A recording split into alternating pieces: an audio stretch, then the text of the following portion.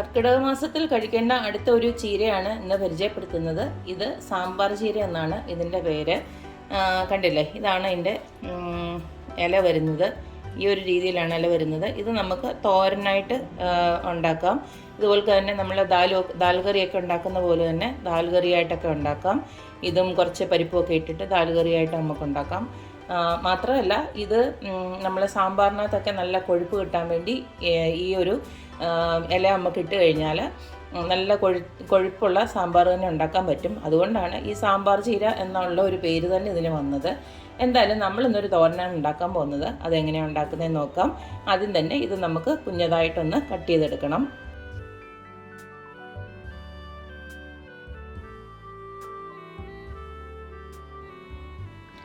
ഇപ്പോൾ നമ്മുടെ സാമ്പാർ ചീര എല്ലാം ഇവിടെ ഞാൻ ഇതുപോലൊക്കെ അരിഞ്ഞെടുത്തിട്ടുണ്ട്. എൻ്റെ തണ്ട് ഉൾപ്പെടെ നമുക്ക് യൂസ് ചെയ്യാവുന്നതാണ്. ഇതുപോലൊക്കെ ചെറുതായിട്ടങ്ങ് അരിഞ്ഞെടുത്താൽ മതി. ഇനി നമുക്ക് ഇതിലേക്കൊരു അരപ്പ് തയ്യാറാക്കാനുണ്ട്.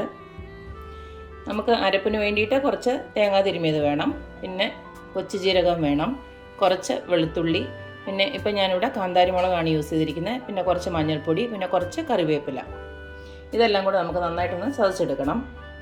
ഇനി ഇതിലേക്ക് നമുക്ക് കടുക് വറക്കാനായിട്ട് കുറച്ച് ഒരു 3-4 കൊച്ചുള്ളി വേണം. കൊച്ചുള്ളി കുഞ്ഞതായിട്ട് അരിഞ്ഞ് വെച്ചിട്ടുണ്ട്. പിന്നെ ഒരു 3-4 വറ്റൽമുളക്, പിന്നെ നമ്മുടെ കറിവേപ്പില. അപ്പോൾ നമ്മുടെ അരപ്പെല്ലാം ഞാനിതുപോലൊക്കെ ഒന്ന് ചതച്ചെടുത്തിട്ടുണ്ട്. ഇനി നമുക്കിതിലേക്ക് ആവശ്യമായിട്ടുള്ള ഉപ്പൂടെ ചേർത്ത് ഇത് നന്നായിട്ടൊന്ന് മിക്സ് ചെയ്ത് വെക്കാം. ഇപ്പോൾ സാമ്പാർ ചീര തോരൻ ഉണ്ടാക്കാനായിട്ട് ഞാനൊരു പാന് അടുപ്പിലോട്ട് വെച്ച് കുറച്ച് വെളിച്ചെണ്ണ ഒഴിച്ച് കൊടുത്തിട്ടുണ്ട്. ഇനി ഇതിലേക്ക് നമുക്ക് കുറച്ച് കടുക് ഇട്ട് കൊടുക്കാം.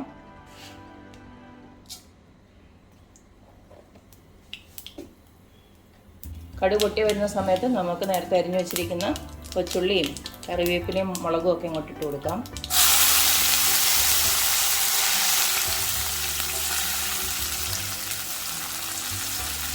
അപ്പം നമ്മുടെ കടുക് വറുക്കാനായിട്ടൊക്കെ നല്ല മൂത്ത് വന്നിട്ടുണ്ട്. നമ്മുടെ അരിഞ്ഞ് മിക്സ് ചെയ്ത് വെച്ചിരിക്കുന്ന സാമ്പാർ ചീര അങ്ങോട്ട് ഇട്ട് കൊടുക്കാം.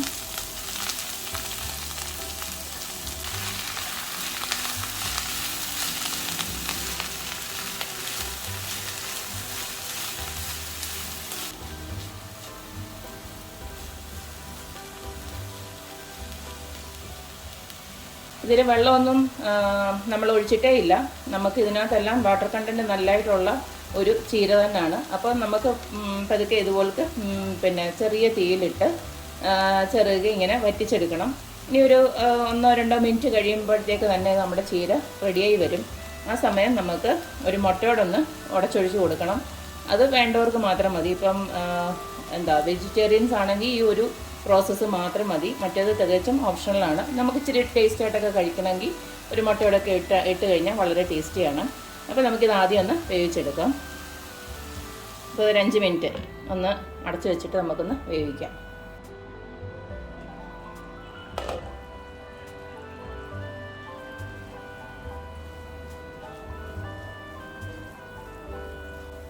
ഇതിപ്പോൾ 2 മിനിറ്റ് കഴിഞ്ഞതിന് ശേഷം ഞാനൊന്ന് ഇളക്കി നോക്കിയപ്പോൾ കുറച്ച് വെള്ളമുണ്ട്. അപ്പോൾ നമുക്ക് ഇത്തിരി തീ കൂട്ടിയിട്ടിട്ട് നമുക്കിതിനൊന്ന് വെള്ളം വറ്റിച്ച് തന്നെ എടുക്കണം.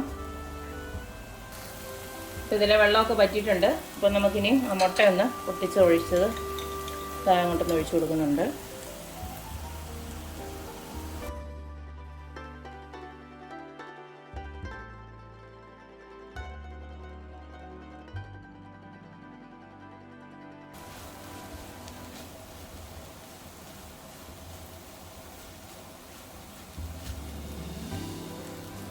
അപ്പം നമ്മുടെ ചീര ഇവിടെ റെഡി ആയിട്ട് വന്നിട്ടുണ്ട്.